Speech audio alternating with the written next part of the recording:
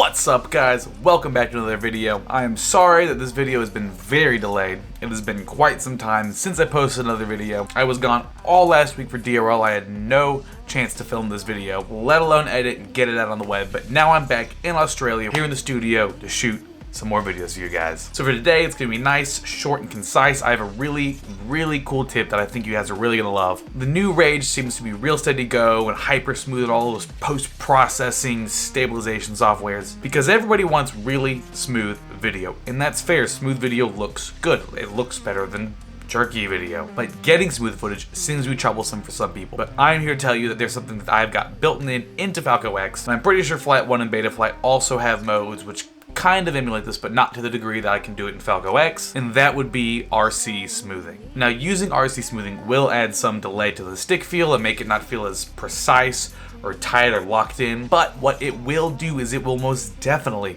make your footage look a lot better. If you really want that ultra steady gimbal-like looking feel, all you have to do in Falco X is for your RC smoothing type, set it to filter, and then set the strength to 100.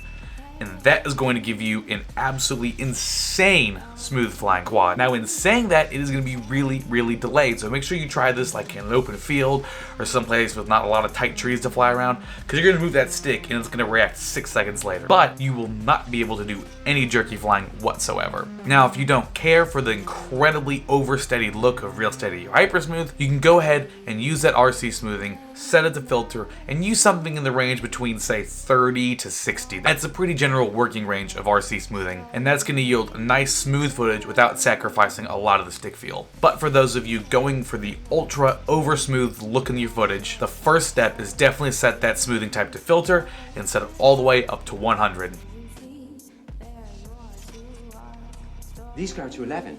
Now that is the first and main part of this to get that really super ultra steady look to your video. Now if you want to emulate the look a little bit even more, make sure you use a strong enough ND filter so you can lock your shutter speed at 1/120th of a second. You can shoot in a higher frame rate such as 60 frames a second. You can slow your footage down by 2 times and get a really ultra buttery, dreamy looking feel to it. And on top of that, if you like that real steady, more de-warped look to it rather than the super view look, you can go ahead and drop a lens correction effect on that footage, slam it up to the max it'll go, and it's really gonna give that kind of de-warped, de-fisheye look that you get with Real Steady and Real Steady Go.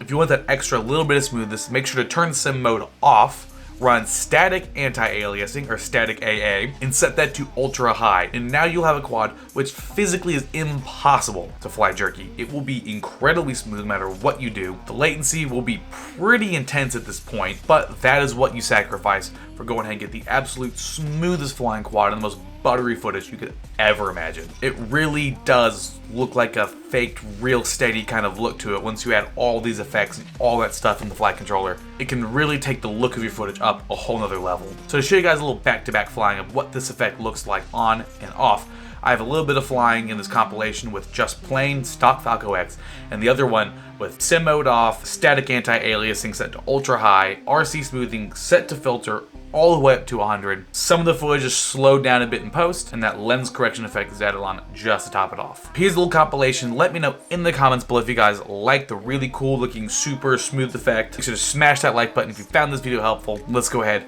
let's look at this little compilation. Don't give up so easily. Open up your eyes and see there's more to our story.